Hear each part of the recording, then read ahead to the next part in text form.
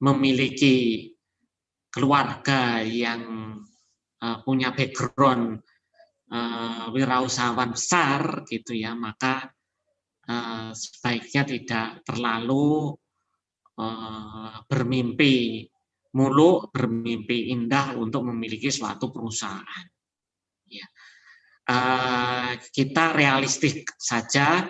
Kalau menurut saya, gitu ya, saya lebih senang mengajarkan kepada mahasiswa untuk bisa realistik, gitu ya. Bisa realistik, tetapi just do it tadi itu artinya yang penting actionnya, gitu ya.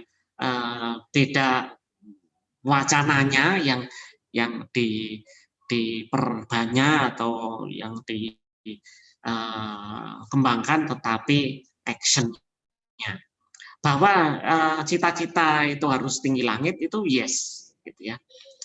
Tetapi kita harus realistik, mampu menerima kenyataan yang ada, mampu menerima fakta lapangan yang dihadapi, yaitu adalah kompetensi yang berbeda ya, yang juga harus dimiliki. Artinya dua-duanya itu harus ada dan harus balance ya. Karena ketika ini tidak balance ya, maka yang terjadi nanti ketidakseimbangan. Nah, ketidakseimbangan ini kalau kalian tidak mampu hadapi dengan baik, maka jatuhnya adalah stres. Kita lanjutkan lagi, ya. Ini ilustrasi, ya, bahwa di masyarakat kita sering melihat ada suatu usaha yang tidak dikelola dengan baik, ya, sehingga kemudian hasilnya adalah gulung tikar. Ya. Ilustrasi ini ada si sukses dan si bangkrut. Tahun ke-0, si sukses ini mendapatkan toko dengan satu barang dagangan. Si bangkrut juga sama, mendapatkan toko dengan satu barang dagangan. Kemudian apa yang dilakukan oleh si sukses? Menyisihkan laba untuk ditabung ya bagi pengembangan usahanya. Artinya si sukses itu memperhatikan usahanya, gitu ya, merawat usahanya, berstrategi untuk bagaimana mempertahankan usahanya itu, bahkan kalau memungkinkan bagaimana dia mengembangkan usahanya. Ya. Sementara si bangkrut ini menggunakan laba yang diperolehnya untuk kebutuhan konsumtif, ya, untuk kebutuhan konsumtif dan tidak memperhatikan tokonya. Ya, itu yang menjadi masalah. Tahun berikutnya ini, tahun depannya, tahun ke-1, si sukses sudah mengembangkan barang. Kalau tadi hanya satu barang dagangan, si sukses itu mungkin sudah punya 2 atau 3 barang dagangannya. Sementara si bangkrut bertahan dengan apa adanya. Tahun berikutnya, si sukses ini mengembangkan lokasi usaha dengan aneka barang dagangan. Jadi startnya 1, kemudian tahun kedua dia sudah mungkin punya 5 atau 10 atau entah berapa jenis barang dagangannya. Sementara si bangkrut sudah menutup tokonya. Ya. Apa faktor yang mempengaruhi? Banyak, pasti banyak faktor yang mempengaruhi ya. Bisa faktor itu faktor given, ya. Artinya itu memang faktor bakat, ya betul ada, ya. Tapi itu tidak 100%. Artinya bakat itu ya, tetapi dia tidak menyumbang 100%. Ya. ada faktor lain yang harus dipelajari, ada faktor lain yang harus ditekuni, ada faktor lain yang harus dialami, ya. Dan setelah mengalami pengalaman kan, setelah punya pengalaman, dia belajar dari pengalamannya itu yang terpenting.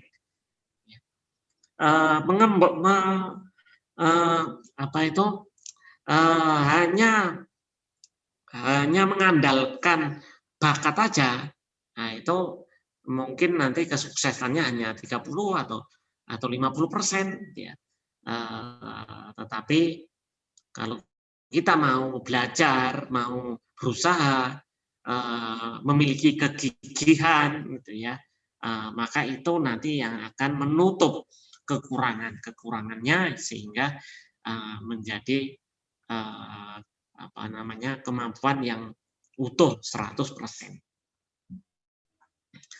Siklus PDCA, Plan, Do, Check, and Action, ya, atau POAC, ya, Planning, Organizing, Actuating, Controlling, ya. Ini siklus di bidang manajemen untuk kewirausahaan, ya.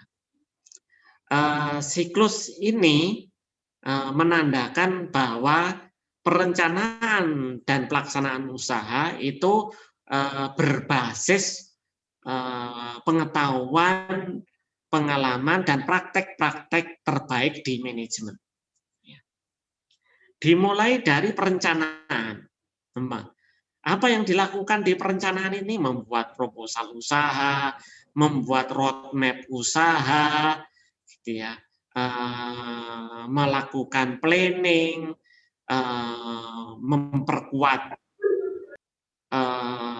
planningnya. Ya, setelah planningnya dirasa kuat, bagus, maka tahap berikutnya melaksanakan.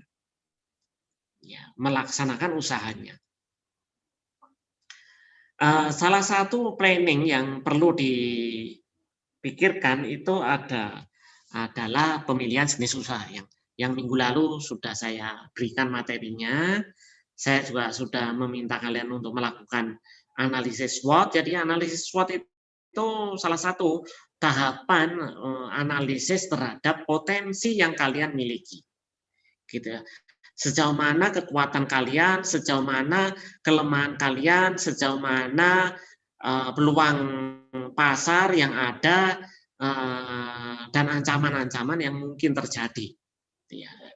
Itu semuanya harus dikalkulasi dengan baik, dengan matang, agar nanti ketika kalian menjalani usaha, gitu ya, maka nanti usaha yang direncanakan itu berjalan dengan baik. Ya. Selanjutnya melaksanakan usaha. Kalau sudah punya perencanaan dengan baik, gitu, maka ini sebenarnya sudah punya 60% bekal. Ya, 40%-nya adalah just do it, lakukan aja. Gitu ya. Karena Anda tidak akan mendapatkan pengalaman kalau tidak melakukannya. Ya. Menjadi wirausahawan itu ibaratnya menjadi perenang atau menjadi driver. Ya. Orang yang tidak pernah duduk di belakang setir, gitu ya, dia mempelajari teori, gitu ya, teorinya detail, gitu, detail dipelajari. Bagaimanakah teori haluan, gitu ya, bagaimanakah mengatur keseimbangan, gitu ya, dan lain-lain. Teori parkir, gitu ya, kalau kendaraan roda 4 itu semuanya dipelajari. Tetapi manakala dia tidak pegang setir, maka dia tidak akan bisa menjadi driver. Ya, dia tidak akan bisa mengendalikan kendaraan. Karena apa? Karena harus ada prakteknya, harus terjun. Kalau mau renang ya harus terjun ke air. Ya, kalau tidak mau terjun ke air ya hanya bisa teori, tetapi tidak bisa prakteknya. Nah, setelah terjun maka nanti kalian akan mendapatkan banyak pengalaman, mulai dari penolakan pelanggan, ya, mungkin dari 10 pelanggan yang kalian dekati gitu ya, hanya satu yang mau mendatangi usaha Anda, gitu ya. Nah, kemudian mungkin ada yang mendatangi usaha kalian itu membeli, ada yang tidak, gitu ya. Itu hal yang biasa. Mungkin setelah membeli mereka suka, mungkin juga tidak suka. Nah, itu juga hal-hal yang akan kalian alami ketika kalian terjun langsung ya di sini. Ya. Selanjutnya pengendalian. Ya, pengendalian itu kontrol terhadap indikator capaiannya. Ya. Kalian menjalankan usaha apa setelah sekian periode, entahlah harian, entah mingguan, bulanan, tahunan, dievaluasi, dikontrol penjualannya berapa ini, produk maupun jasanya, gitu ya. Nah, setelah itu maka kalau ada kekurangan-kekurangan diperbaiki. Ya, mungkin ada klien atau apa namanya customer kalian yang memberikan saran, wah ini rasanya terlalu strong, ya rasanya kurang ini misalnya, atau lebih ini. Ya. Nah itu kalian jadikan perbaikan ke depannya, gitu ya. Jangan menutup diri, artinya dengan saran dan masukan itu kita harus tampung, kita harus godok, kita harus perhatikan agar kita bisa fokus pada pelanggan. Ya. Karena pelanggan inilah yang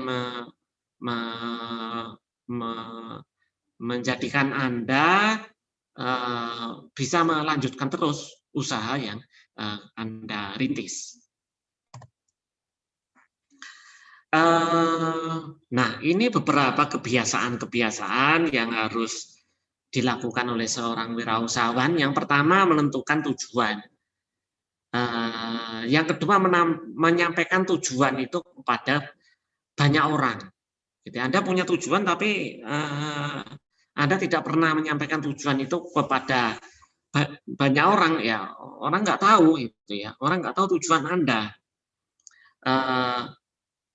Sementara ketika Anda menyampaikan suatu tujuan, meskipun tujuan itu kelihatannya jangka panjang gitu ya, tetapi orang tahu jalan hidup yang akan Anda tempuh itu kemana, itu orang tahu. Ya. Saya ketika menjadi dosen muda itu tujuan saya ya sudah jelas, saya ingin menjadi dosen yang punya banyak karya, kemudian sampai pada jenjang karir dosen tertinggi. Itu sudah saya rencanakan sejak saya mengikuti diklat, ya, mengikuti diklat menjadi dosen. Ya. Nah, untuk mencapai tujuan itu, gitu ya, untuk mencapai tujuan tersebut, gitu ya, Anda perlu banyak informasi, gitu, bagaimana caranya, ya, bagaimana cara mencapai tujuan Anda tersebut, gitu ya. Dengan Anda sering menyampaikan tujuan Anda pada orang lain mungkin akan memberikan masukan pada Anda, orang lain mungkin akan mencibir Anda, gitu ya. orang lain akan menyinyiri Anda, itu adalah bagian dari hal yang Anda terima dan harus diterima dengan positif, gitu ya, agar apa? Agar Anda tetap konsisten terhadap tujuan tersebut, gitu ya.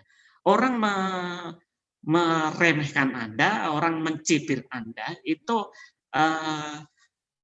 karena dia punya perhatian kepada Anda. Ya, orang yang justru diem aja, gitu ya, tidak menyinyiri, tidak memberi saran, tidak memberi masukan, itu adalah orang yang tidak memberi perhatian pada Anda, gitu ya. Tapi orang yang memberikan nyinyiran, gitu ya, itu sebenarnya apa namanya ya, fans Anda, gitu ya, akan tetapi dia ingin Anda sukses, gitu ya. Dia ingin Anda sukses. Ya. Kalau Anda belum sukses, gitu ya, maka dia akan terus memberikan itu kritikan, gitu ya, nyinyiran dan terus seterusnya. Ya. Cari tahu solusi terhadap permasalahan yang kalian hadapi ya. Keberhasilan itu bukanlah suatu nasib, tetapi perlu dipelajari caranya. Ya. Karena sebagian besar keberhasilan itu mengikuti suatu pola, mengikuti suatu alur. Ya.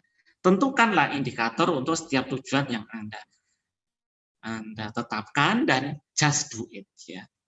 Lakukan apa yang harusnya Anda lakukan, ya. Sukses ini adalah suatu pilihan, gitu ya. Kalau Anda memilih tidak, gitu ya, maka ya itu berarti pilihan Anda. Tapi kalau Anda memilih sukses, ya, maka konsistenlah terhadap kesuksesan Anda. Seorang pelukis, dia yang ada di gambar sini, ini entah mengalami kecelakaan atau apa, yang jelas tangannya tidak berfungsi. Ya. Tapi karena menjadi pelukis itu adalah cita-cita yang bersangkutan, tidak ada tangan, maka mulut pun jadi. Ya. Maka dia adalah salah satu pelukis langka, ya, pelukis yang menggunakan mulutnya, itu ya, untuk memegang kuas. Ya. Siapakah yang bisa membantu Anda untuk sukses, gitu kah?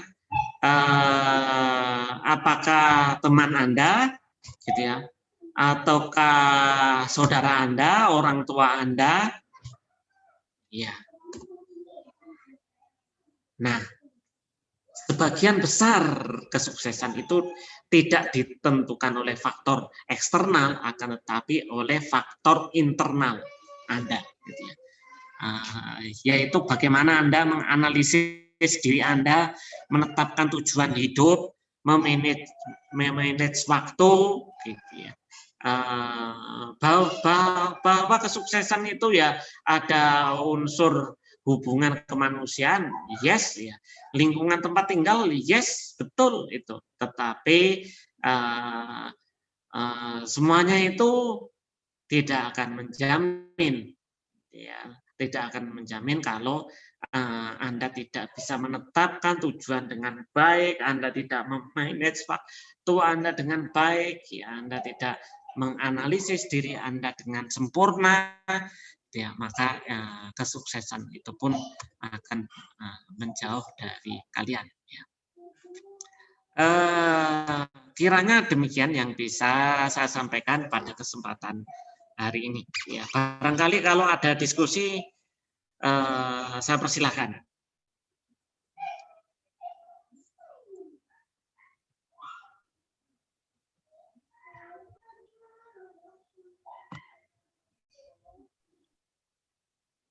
Iya Pak, Puspa izin bertanya apakah diperbolehkan?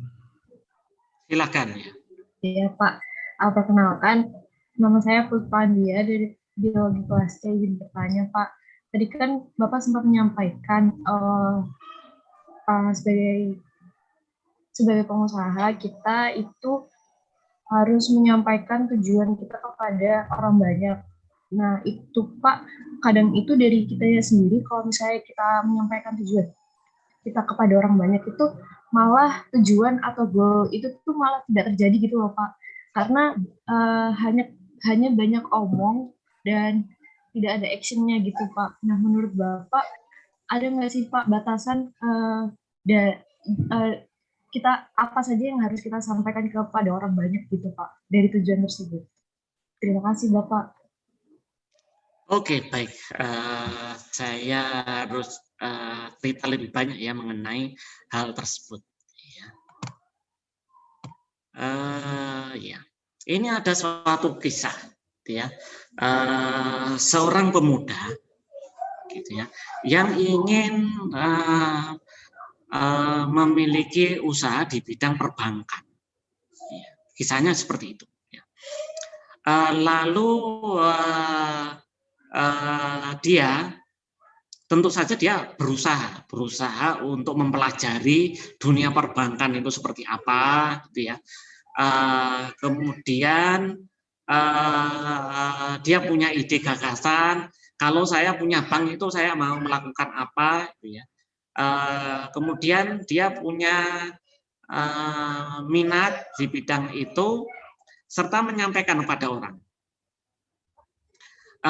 Orang pasti ya satu dua itu nyinyir itu biasa, gitu ya, biasa itu.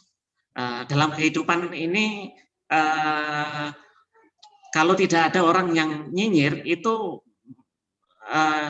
ibaratnya sayur tanpa garam, gitu ya.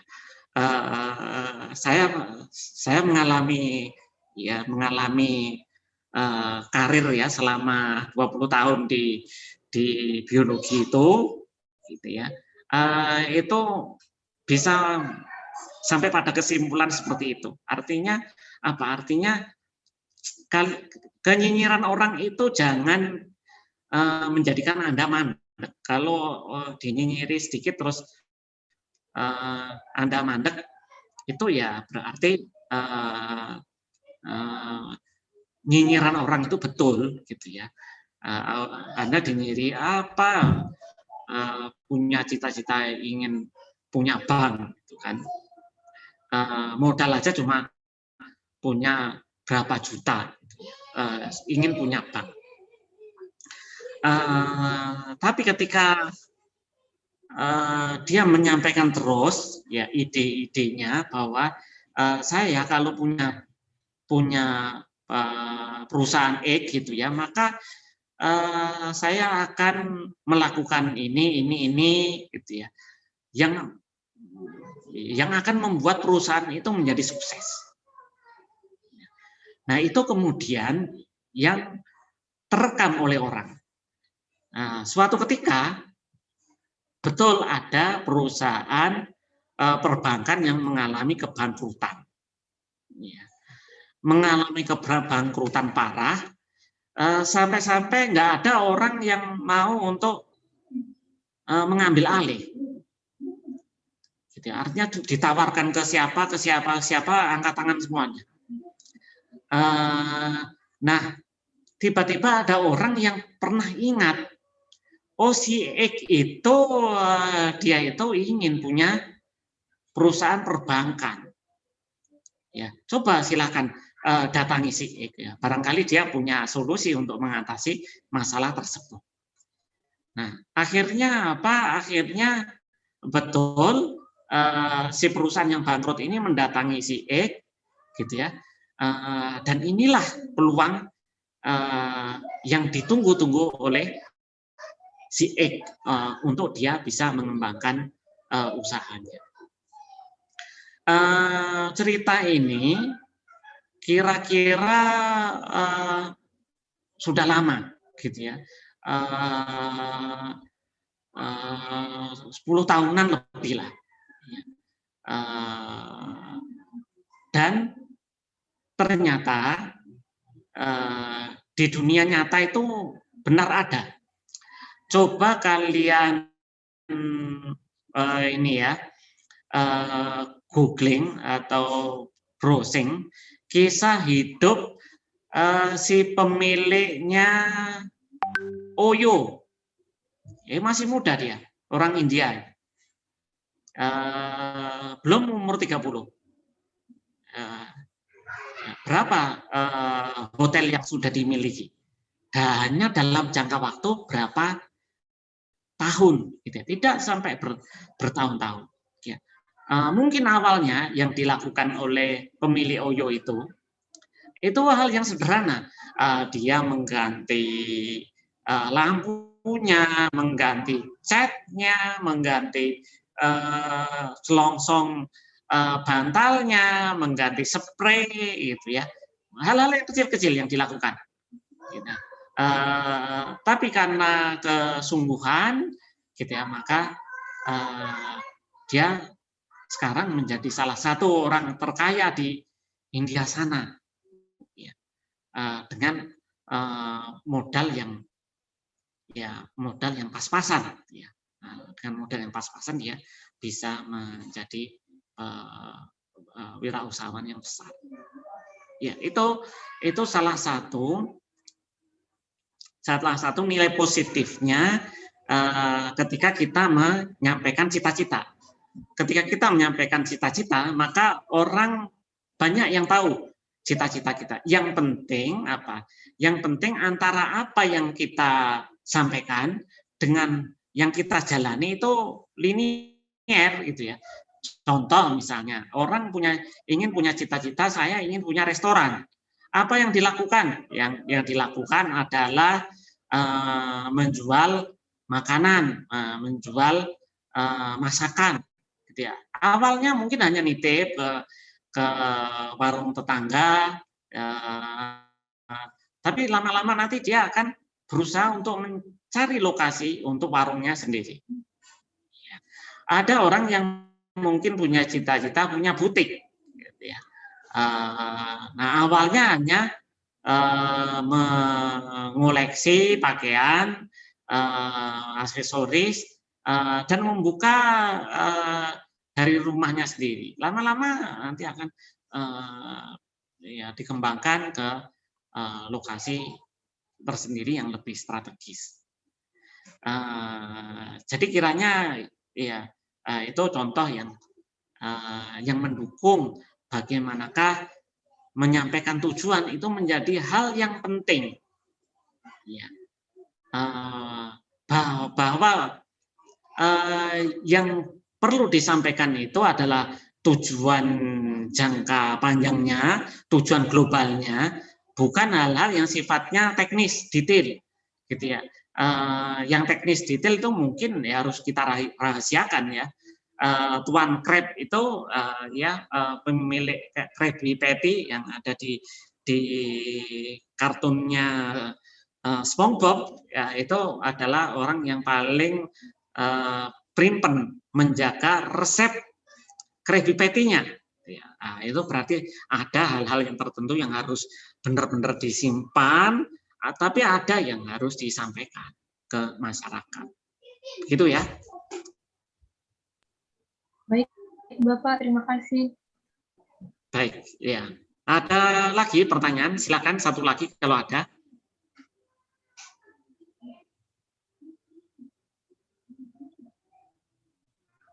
Kalau belum ada, ya kuliahnya sampai di sini, ya. Terima kasih atas perhatiannya. Kita